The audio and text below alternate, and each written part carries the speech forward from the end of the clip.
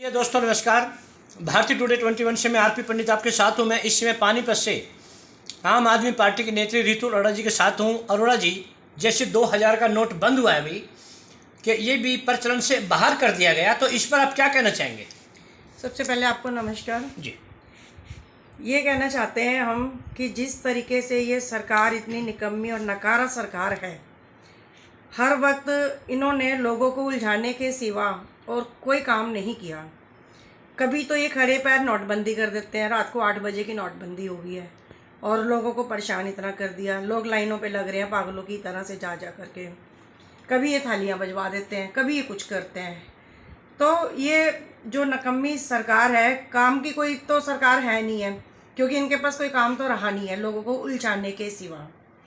अब इन्होंने क्या किया है कि जो नोटबंदी 2000 का जो नोट इन्होंने चलाया था जी, इन्होंने एक एजेंडा निकाला था कि 100 साल तक ये नोट जो चलेंगे 2000 के। तो अभी तो ये 100 साल तो पूरे हुए ही नहीं है। 6.5 साल हो गए। 6.5 साल अभी मात्र हुए हैं इसको, और उठा करके इन्होंने 2000 का नोट जो है बंद कर दिया। तो इसके लिए तो इन्होंने समय सीमा दी है कि आप अपने नोट को बदली करा सकते हो बैंकों में। क्या समय दिया है इन्होंने 3-4 महीने का समय जो दिया है, उसके अंदर मान लो चलो कोई गरीब आदमी है, उसके पास नोट कम है 2-2000 के, वो तो चलो करवा लेगा। लेकिन जो हमारे जैसे, आप जैसे जो और भी लोग हैं और भी फैमिली हैं, तो जिनके पास अगर 5-5, 10-10 लाख है, तो वो कैसे इस टाइम पीरियड के अंदर इसको जमा करवा पाएगा?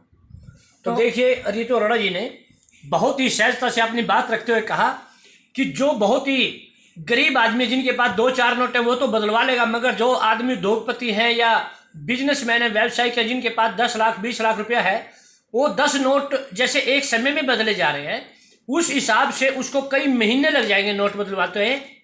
और 2000 के जो नोट को 6.5 साल में ही सरकार ने बंद कर दिया। तो रितु अरोड़ा जी ने अपनी बात रखते हुए ये कहा कि जो भाजपा सरकार अपने एजेंडे में 100 साल का एक चित्र बनाकर चल रही थी, वो 6.5 साल तक भी, केवल 7 वर्ष तक भी अपने 2000 के नोट को मार्केट में नहीं टिका पाई। तो इस पर सवाल करते हुए इन्होंने कहा कि भारतीय जनता पार्टी मुद्दों से हटकर लोगों को भटकाना चाहती है। तो अब ये बताएं, जैसे 2000 का नोट बंद हुआ, तो आपको लगता है कि 1000 का नोट दोबारा मार्केट में आएगा?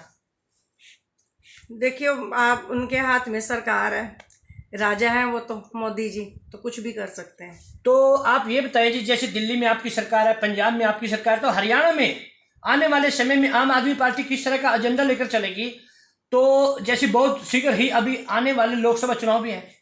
देखिए, 2024 की जो तैयारी है इलेक्शंस की, वो तो हम लोग कर ही रहे हैं, और इस बार बड़ी सूझबूझ के साथ आएंगे, क्योंकि हमें ये पता है कि जो भाजपा की जो सरकार है वो कहीं ना कहीं उलझने पैदा करती है, उलझाती है लोगों को। पर हम अब ये नहीं होने देंगे, क्योंकि हम बड़ी सूझबूझ के साथ उतरेंगे और अपने इलेक्शन की तैयारी कर रहे हैं। और इलेक्शन हम ये जीतने के लिए इलेक्शन हम लड़ेंगे और पूरे हरियाणा के अंदर 90 की 90 सीटें लेकर के आएंगे। क्योंकि जो यहाँ पे मुद्दे हैं, जो मुद्दे हम लोग देखते हैं कि यहाँ पर ना तो जो इन्होंने एक नारा दिया था कि बेटी पढ़ाओ और बेटी बचाओ, तो ना तो बेटी पढ़ा रहे हैं और ना ये बेटी बचा रहे हैं।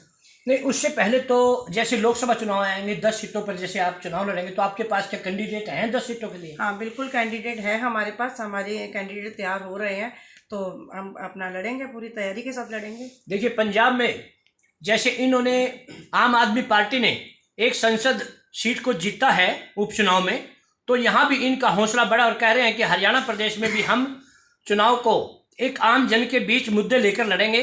दोबारा से इसी तरह रितु अरोड़ा जी से मिलते रहेंगे। तब तक के लिए जय हिंद, जय भारत।